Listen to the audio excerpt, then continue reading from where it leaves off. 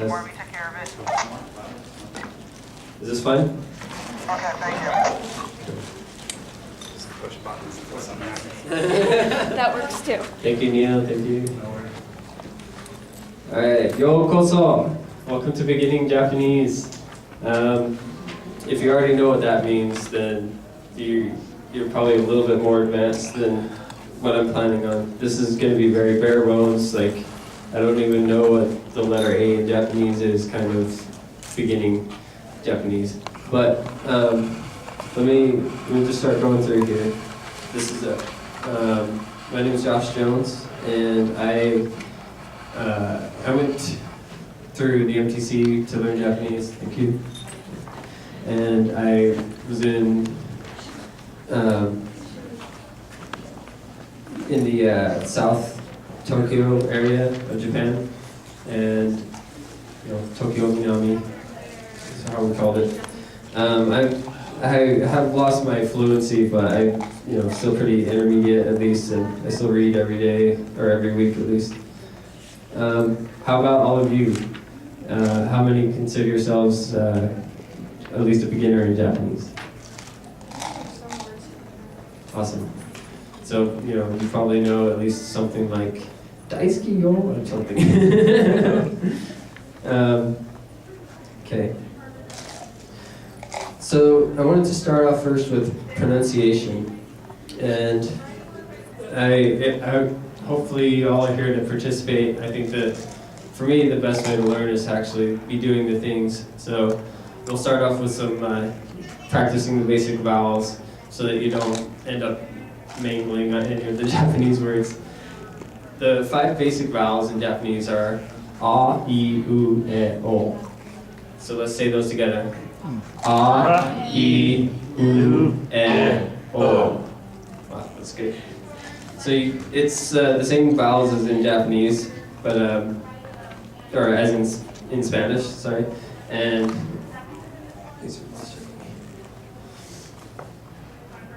so it might already be pretty familiar. And the great thing about Japanese, like, it's complicated in so many ways, but it's actually pretty simple in those in those kind of pronunciations. There's only very few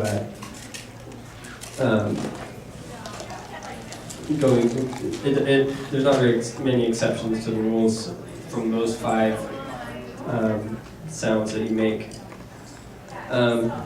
So I have a few phrases we can start out with that will help your pronunciation. The first one is, how are you doing? O genki desu ka? Let's try that together. O genki desu ka? Cool. The O is kind of like, needs to be pretty solid, pretty loud, separate. It's kind of like its own word. The O is what they call an honorific, which makes it all more polite.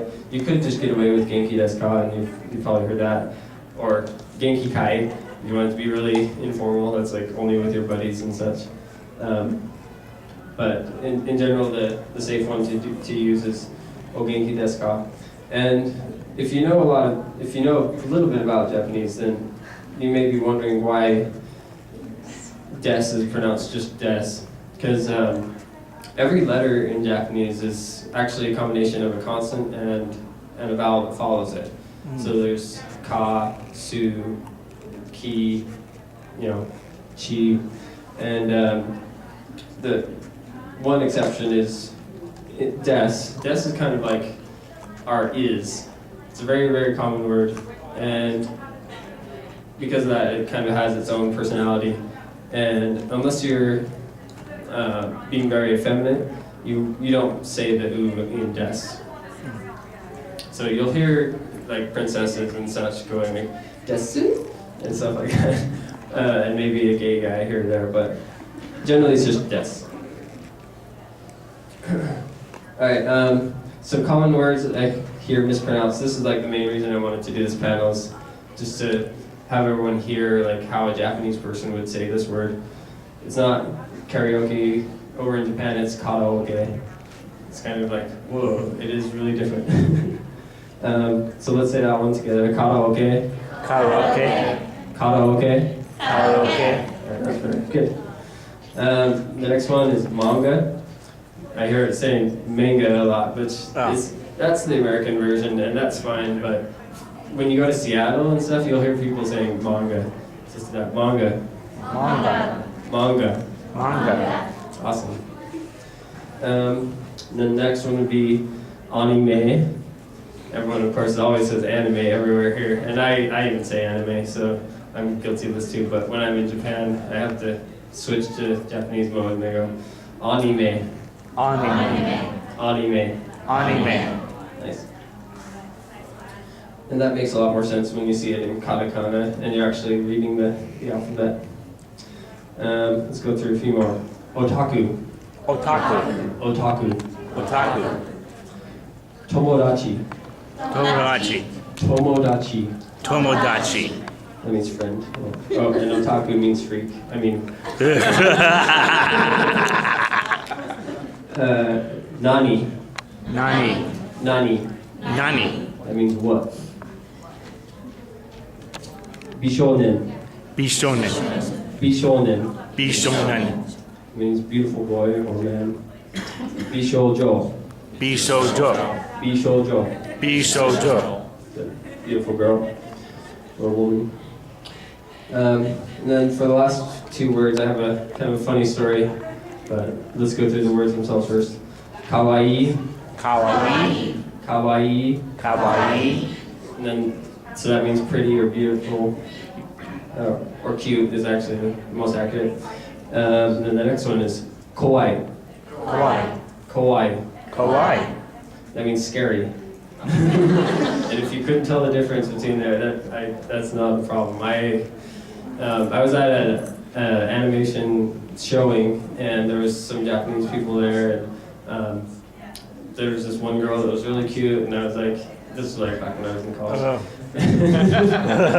Yeah, you can see this coming. I was like, I wanted to say that, like, because they'd done up their hair, I wanted to say that they look cute now, and so I was like, kwakunata, or whatever. And they're like, they just gave me this look, and I had to have it explained to me later that they thought I was saying that they were scary. So the main difference, the way to avoid that, there's the difference between ko and ka. When we have another consonant after the ka or the ko, it kind of blurs together. So when you go kawaii or kowai, the ka will sometimes go into the schwa-i and become somewhere between an A and an O, so you have to be careful with it. You go kawaii. And the other main difference is to make sure you get the second I. Kawaii only has one I at the end, but kawaii has two I's, and that just means that you hold that last E sound out twice as long. So it's kawaii. Alright, so let's get some basic words in Japanese. We'll start off with some nouns. Everyone knows what a noun is? Person, place, or thing, right? Okay. Yes. So let's start with cat. Who knows what cat is? Michael. Just call it out. Great, neko. Awesome. And you're all pronouncing that one right. That one's probably one of the easiest and one of my favorites. How about book? Hon. You got it. So hon, book. And let's go and do that one. Hon. Hon. Hon. Hon. Good. That word has an interesting character in it, the sound, which in Japanese that's the one character that's a consonant by itself, and it's actually you're saying n, but you keep your lips closed, so it could be either an N or an M, and when they write it in katakana or in romanji, they will write either an M or an N. They don't really tell the difference generally. More often it's N, because that makes more sense. But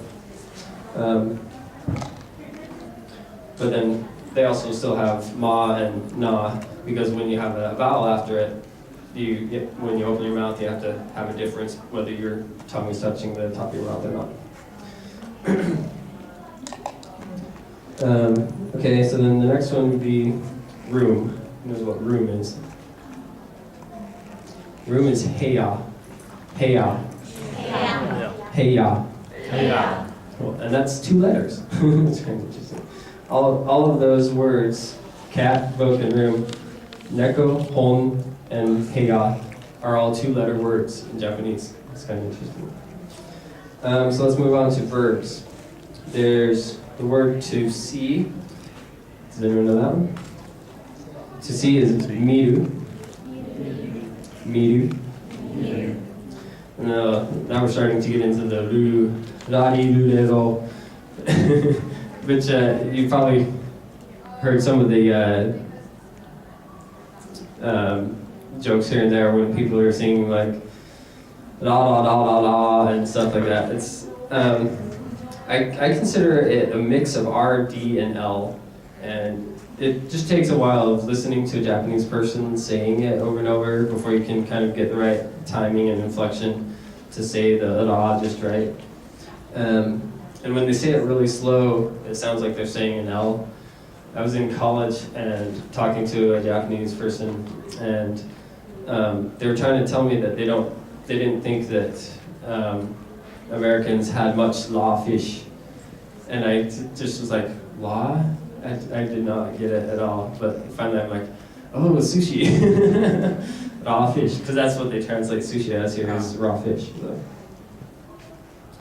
So. Okay, so the next verb I had is read. So to read. To read is yomu. I think I might have heard it, but so yomu. Yomu. Yomu. Yomu. Good. And the last one is which we already practiced, which is des. There's also a couple of other important verbs to be aware of when you start learning about is, which is aru and iru. Aru is the verb for when it's like a chair or just some kind of object, a book or something. So if I wanted to say that there was there's a book, then I would say hon ga aru. But if I wanted to say there's a person, I need to use iru. So iru is when it's something kind of like when you would say it versus him or her. But we would still, sometimes we say the dog, he is here or whatever. Iru is kind of like that when it's a person or personified thing. So a person over there would be like kare wa iru. And that moves us on to particles. So particles are like the and is, well, not is, but A. yeah, a And the, yeah, there you go. So they're just like they don't have a huge amount of meaning, but they're very important to help us distinguish between things, and they're even more important in Japanese. So in English we have a, which is like the singularizing particle. In Japanese there's wa, and that's kind of the subject marker. That's going to tell you, okay, this noun that was right before me is the subject of my sentence. So when I say the book is over there, the subject is the book, right? And so it would be hon wa. The other particle to know about is wo, and that is the direct object marker. And a direct object is when you have a verb that's acting on a noun. And it's a little bit more complicated. You kind of have to read up a little bit on it, but to get all the different rules about it, that makes sense. But if it's anything that you can envision doing something to, like hitting a ball with a bat or whatever, then the thing that's getting something done to it, that gets a wo. So in the sentence, I hit a ball, I'm the subject, the ball is going to be the subject of the direct object area, and so the ball is going to be like this secondary noun or whatever, and that's going to be the one that gets this wo. So it'd be like maru o kashite or whatever. Even though I have to start off with watashi wa maru o kashite, because watashi is for me, and so I say watashi wa to mark myself as the subject, just like how we start off with I, and then marahou to say. It might be easier if you were writing it down on the board, if Oh. we're to start placing the sentences and what you're trying to say. That'd be good. Thank you. I'm gonna move this even different. Hang on, dude.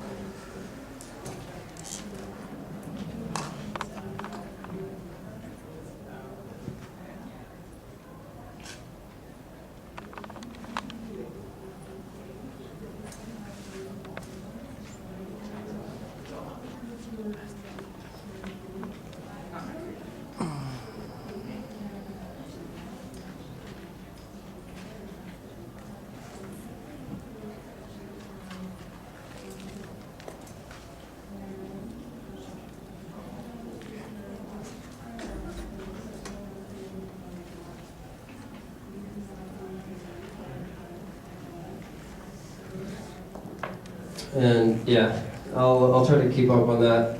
The last bit to know about sentence structure is, in general in Japanese, it's a little bit different from how our sentences work. In English, we have subject, verb, noun to say I hit the ball or whatever.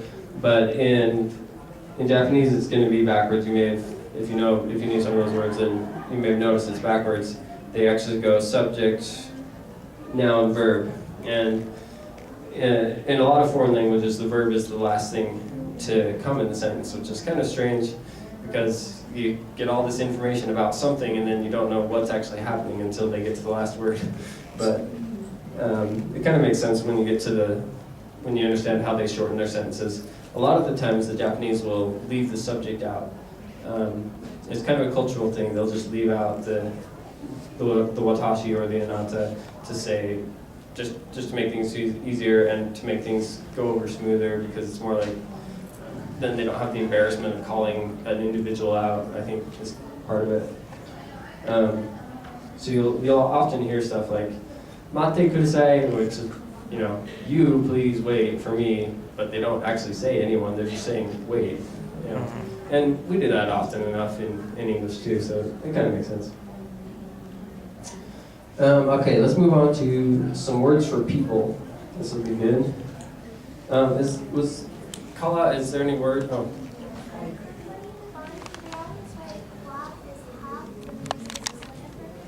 Yeah, and only when they use it as a subject marker. In watashi, it's actually the other wa character. I was just, she answered my question sort of. I was just wondering, well, I guess the Y would be lost a long time ago.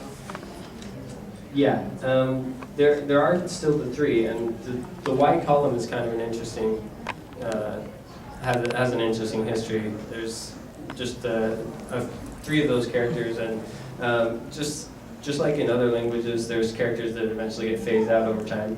So just pay attention and try to find more modern lessons and alphabets when you're learning, so that you can be up to speed on things like that. Were there any words from before that people wanted to get up on here? Okay. So the articles are dependent on whether it's an object or a subject and not the first sound of the word? Correct. Okay. And there are a few times here and there when the form of the word will change depending on words following it, but not as often as in English. English has a lot more exceptions. That's another nice thing about Japanese. It may be the second hardest language to learn in the world, but once you figure out all of its strange rules, it follows its rules pretty well. So. Mm-hmm. Okay, so I'm gonna write a few more words up here.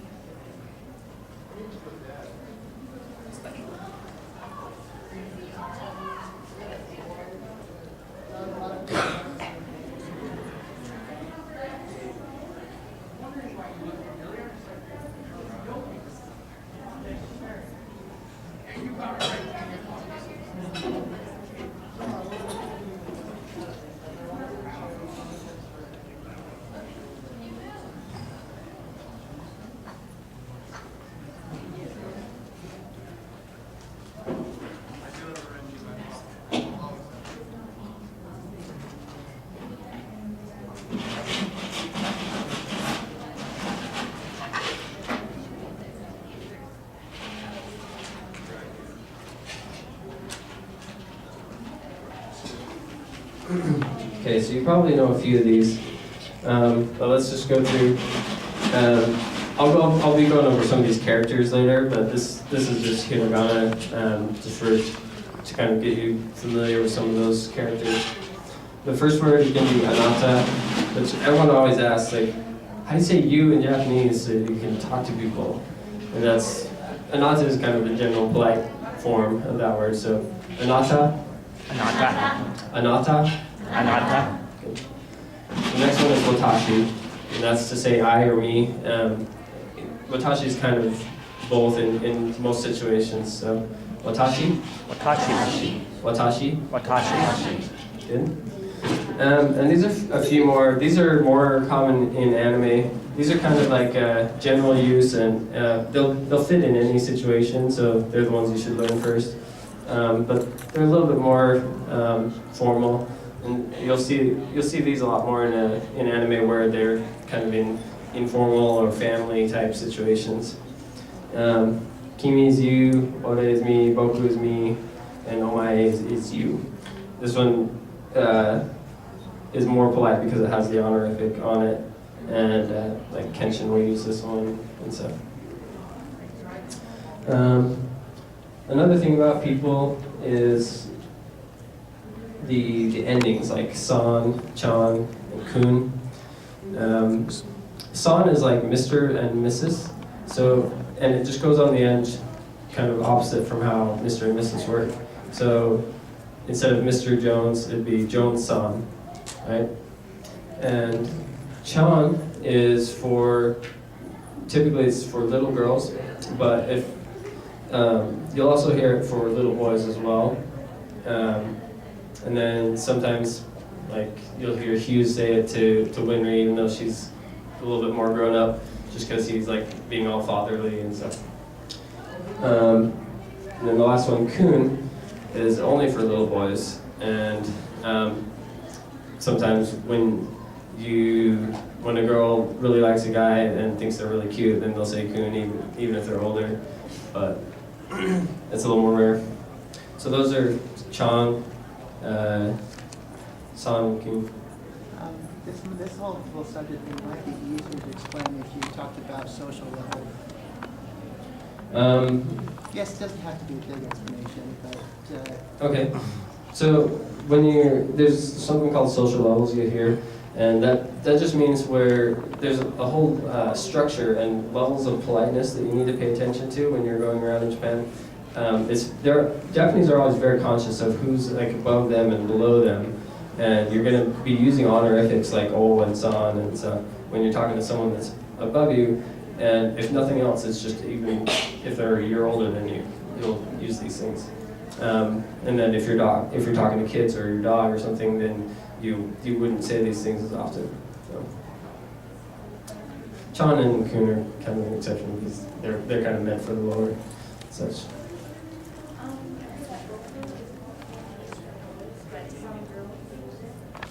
Yeah, it's viewed as a masculine kind of term. So, if a girl is trying to put on more of a masculine presence, then they'll use it. But yeah, it's true too. All right. So the next thing I had was numbers, so we can learn how to count to 10 at least. I don't know how many of you can already do that. Okay, there's still enough that we can go through it real quick. Okay. So 1 is ichi, Ichi. 2 is ni, Ni. 3 is san, San. 4 is yon. Yon. And when you're counting, it's going to be more often she. She is also the word for death, so there's like a superstition, and that's why you don't normally see characters with 3 fingers and a thumb in Japanese anime. And you shouldn't knock 4 times on a door and stuff. Anyway, 5 is go. Go. And there's this awesome joke that I learned when I was learning Japanese, that once you learn how to say 5 and 10, 10 is ju, you say, so for 10 you would say ju, and for 50 you would say jugo. Well, you say goju, sorry. And the joke, it goes like this: what's the speed limit in Israel in Japanese? Goju go. That's all right. All right, so next is 6, roku. Roku. Nice.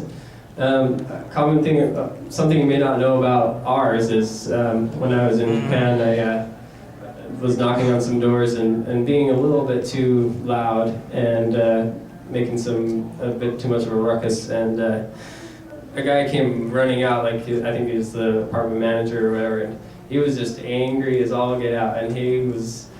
This is something that Japanese people do: is they'll roll their R's when they're angry, and so they're like, "Okora!" and stuff like that. And you can hear it in anime a lot, and it's just kind of an expression that happens with their tongues when they're angry. So, so we're on 6. 7 is nana. 7. There's also hachi for 7. Oh, okay. Hachi. Good. Wait, no, that was 8. Sorry. Shichi is 7. Sorry. And then 8 is hachi. Hachi. 9 is kyu. Q. And 10 is ju. There's some subtle differences down at the ku and ju side. You'll sometimes hear people saying like kuji. So you can use ku or q, whichever one you want. That was a little bit too long. Q. Because you can have a y in there as part of the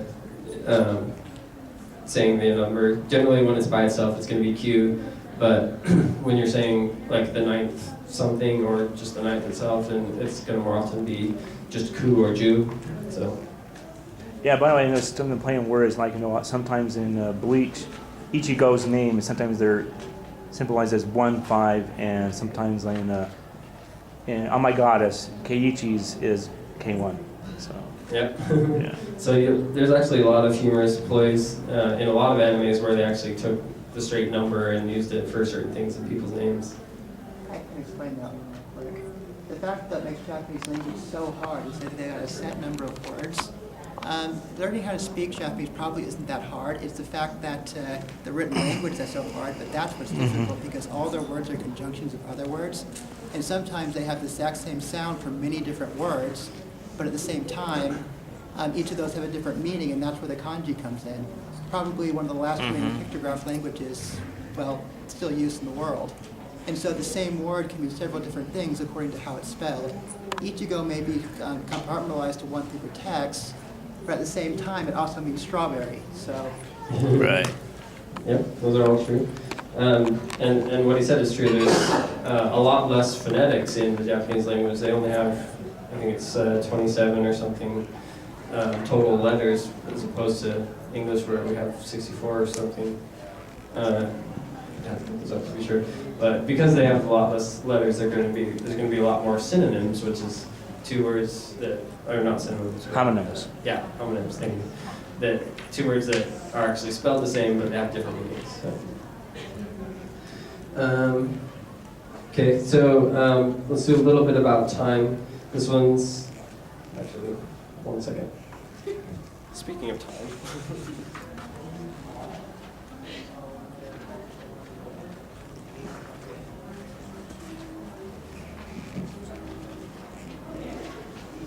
Okay.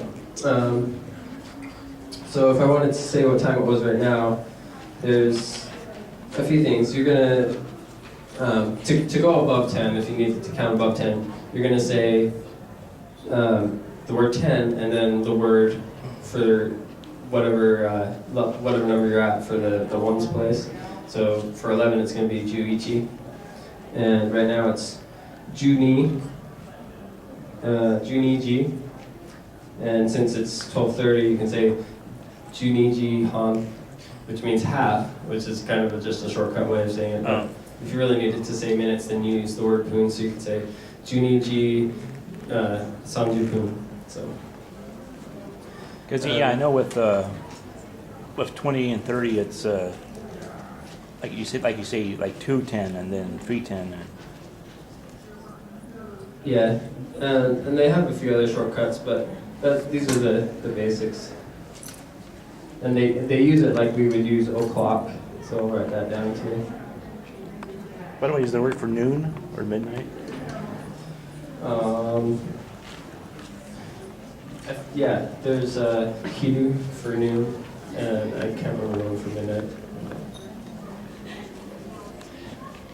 Okay, so the next bit I was going to go into are adjectives, descriptive words. So we already learned cute, which is kawaii. We can move on to how about pretty. Pretty is kirei. Kirei. Kirei. Kirei. Cool. You guys got pronunciation now. I'm glad you came. When you have kirei in a sentence, there's another article that I won't go over, but you generally follow that one with the article na, and that just turns it more into an adjective. So you can say kirei na hon means pretty book, or kirei na hito, pretty person. But if you're going to say that, you might as well say bijin. I think you've forgotten one of the most important things. No. No? Okay, that's a good one. So, I'll write that one up there. It's one of the funnest letters to write as well. It looks like a pig's nose, right? So that's how you say. So that's how you remember it's the letter for no. And what I like to think of it as is apostrophe S. Mm-hmm. So if you wanted to say my book, you say watashi no hon. Pretty straightforward. And if you wanted to say his chair, it's just or your chair, you could say anata no isu. Right? I was told that it was used to connect nouns. Yeah, those are both nouns. Yeah, no, that's a definition, sorry. Yeah, that's it. It connects nouns. That's true. It's called the possessive art, the possessive art. So okay, we can move on to noisy. Noisy is urusai. Urusai. Urusai. Urusai. We're obnoxious. Yeah, it's kind of the same thing. How about dangerous? Abunai. Abunai. Abunai. Abunai. Okay. And that one's you can actually just shout out when someone's like running down the hall. You can say Abunai, because tell them like be careful. And yeah, I heard that a lot. Actually, walking around in rural Japan, parents would shout that to their children when they were doing something. Then a little quick note about adverbs. If you know adverbs, that's words that end in ly. So if you wanted to say something like, eat quickly. So to eat is taberu, and to quickly is going to be hayaku. And you've probably heard that a lot in anime because they always say that. So hayaku. Hayaku. Hayaku. Hayaku. And hayaku by itself doesn't make any sense, so make sure you're following it up with some kind of verb. So you want to say, hayaku tabetai, or whatever. To say, I want to hurry and to do this, or whatever. Or I want to eat quickly.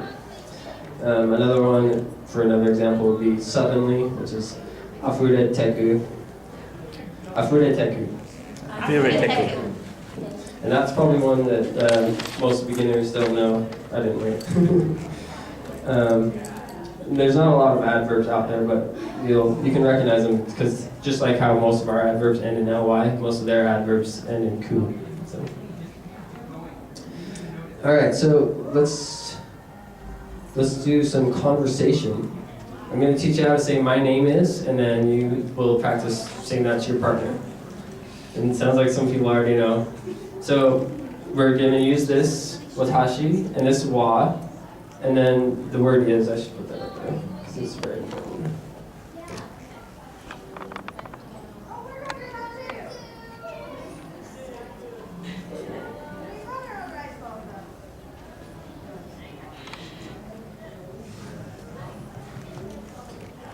So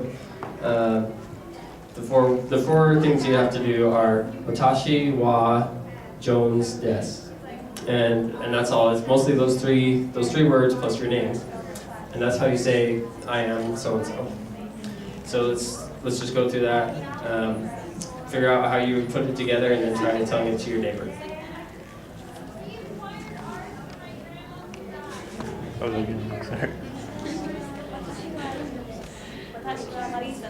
Want to go first? No, you can try. Watashi wa dorotan desu. What was that again? Watashi wa dorotan desu.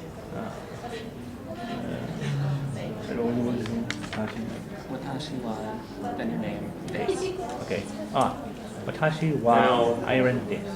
Would that be first name, last name? Depends on the situation, I guess. Oh, that's a good point. It's generally last name. That's Japanese culture. You introduce yourself by last name first, and everyone knows themselves by last name. And another important thing is it's very pretentious to put san in front of your name. So you generally want to leave san off and just say your name in that form. Okay, so now you can at least go around and say, hey, I learned how to say my name in Japanese, so that's good.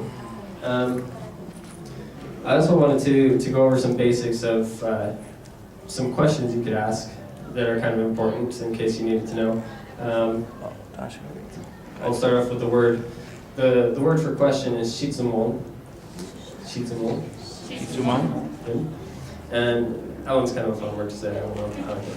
But so if you needed to say, if you wanted to get someone's attention to say you have a question, then you say shitsumon ga arimasu. Shitsumon ga arimasu. Good. And then people will know, oh, okay, this person needs help. And then probably the most critical thing you're going to have to ask is, Eigo o hanashimasu ka? Hanashimasu ka? That means, do you speak English? Yes. So the word for English is eigo. E, it's like an E-I, and then go at the end. So eigo. Eigo. Eigo. Eigo. And then we're using the direct object, eigo o. Eigo ho. Eigo o. Eigo ho. And then the last one is to speak, which is hanasu, but then it's made polite by saying hanashimasu. Hanashimasu. Hanashimasu. Hanashimasu.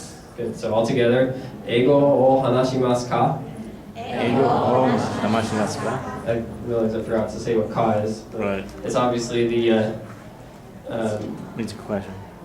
It's kind of a verbal question mark, which is kind of interesting that they actually like say it. But it helps to distinguish. Well, that's kind of confusing, but here I'll put it. Even though they also have the inflections. Yeah, and they will understand. Like even if you leave off the ka, if it's obvious you're asking a question, but like doko, then they'll be like, oh, okay, he's asking a question or she's asking a question. So let's run through that one a few more times because it's so critical. Eigo o hanashimasu ka? Eigo ho hanashimasu ka? Eigo o hanashimasu ka? Eigo ho hanashimasu ka? Awesome. Okay, now you're all set. With that one question, you can survive in Japan because there's usually someone around that knows English. Once, at least, most of them know English, but as long as you can like do the katakana, like understand their dialect or accent. Sorry, accent. Because they will speak English, but sometimes it's hard to understand because they're going ku and ka a lot. Okay, so next I wanted to go an overview of what you'll see on signs in Japan if you actually go over there, and what you'll see on signs in anime a lot. There's 4 basic things. There's going to be stuff like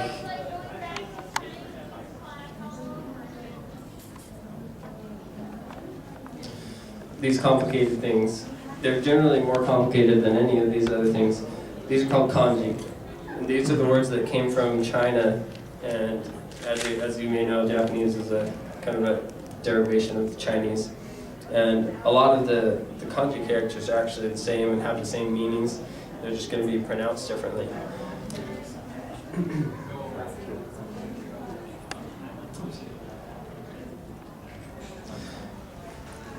And then the next one.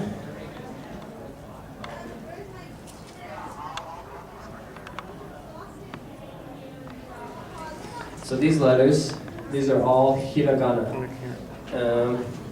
Hiragana is like the first alphabet that kids learn. When you learn the letter A, Japanese kids were learning this.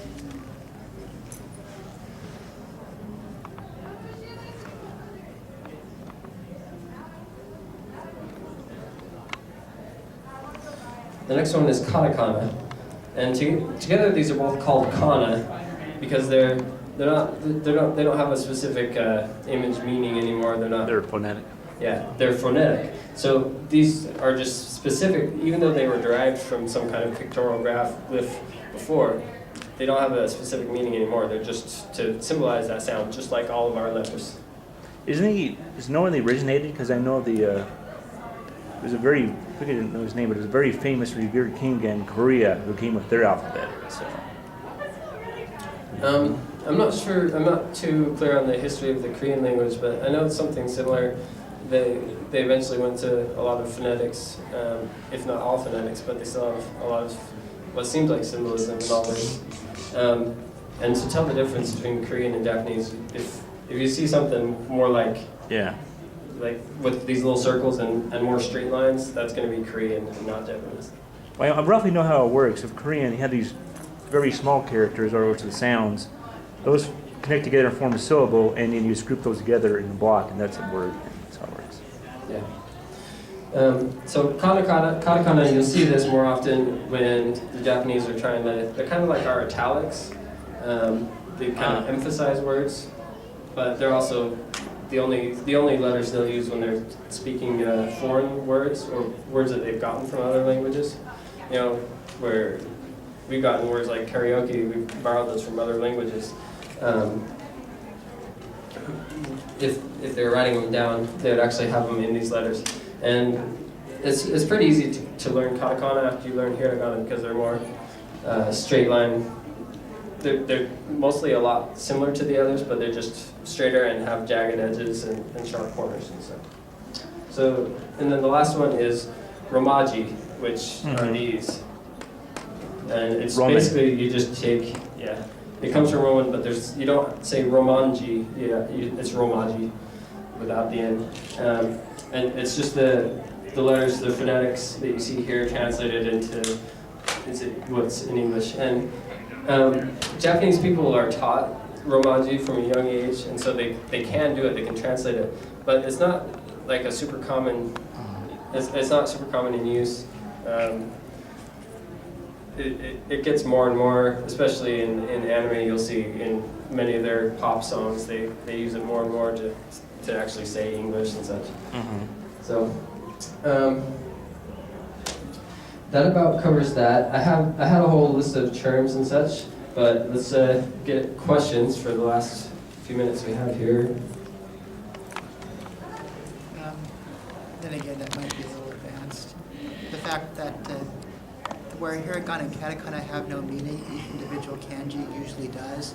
Like the word for paper would be the words for letter in hand, the kanji for letter in hand. And it goes on like that, and often when reading kanji, they'll have hiragana or katakana above it to tell you how the letter sounds, since a lot of Japanese don't know their full written language. Yep. But then again, the American does. Yeah, if you like memorize some really complicated kanji and then like go up to a Japanese person and like write it out right in front of them, they'll be like, oh, I can't even write that. I know the word shishi, but I don't know what it is. Shishi or Gigi? Shishi. Shishi, if it's the one I'm thinking of, there's, most words have multiple meanings, but it's kind of like shoo. It's like, oh, go away. Okay. And it's like what you would say to a dog you don't like or whatever. Do you have any additional resources that we could turn to if we wish to learn the language? Well, I learned all in school, so that would be great. There's Google. I like Alta Vista's Babelfish and Google Translate. They help out. And there's also something, if you want to Google here, I'll write it up.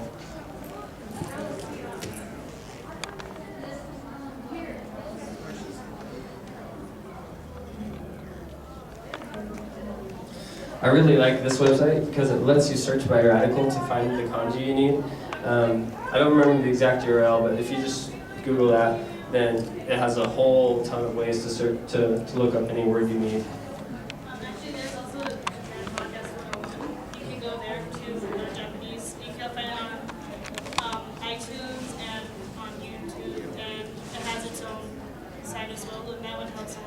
difficult. So for particles and words, and I think it starts from beginners to intermediate to advanced. So you can start whenever you need to.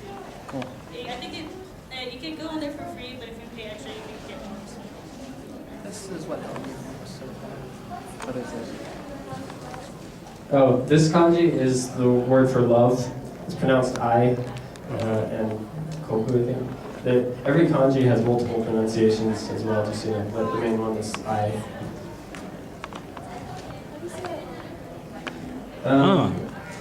The quickest answer is aishiteru. Aishiteru, and yeah. Aisuru is kind of the base form. So if it's in full language here, you're going to see that kanji plus suru, and written out, it's going to be written out and conjugated. Conjugation just means changing the verb to match what the specific meaning. I've heard like aishite mas. Daisuke. I don't know what, is that just like the same thing or is it inaccurate? No, that's also accurate. It's just a different conjugation. It's a little bit more polite than aishiteru. Also, no, aishiteru and aishitemasu are kind of like family or like very, very, very, very tight, like soulmate type love. If you're talking about someone that you're like, I want to go out with you, like, you know, I won't, you know, even sometimes I want to marry you, they'll just say daisuki. I think that relationship with Japan is an absolute fine. Even an emotional relationship like romantic is divided into so many different levels. You learned Japanese at the RTC, right? Did they tell you any like quick phrases that would help you remember katakana or like simple phrases? Well, my dad told me the way you remember you're welcome is don't touch my mustache. Yeah. There's a word called doitashimashite. It means you're welcome. So if someone says to you arigato, then you can say doitashimashite. And the easy way to remember that is don't touch my mustache. I've also learned a few different songs. Most of them are for conjugation. There's what they call the base system there. I think all of them are a little bit too long to go into for what time we have, but I think that's all we have. Neil, are we done or? Okay. I have a list up here. You can come and talk to me afterwards, and then any specific words I can try to answer. But like I said, I'm not an expert. I'm just intermediate level. But thank you all for coming, and have fun the rest of the con. And thank you. Arigato.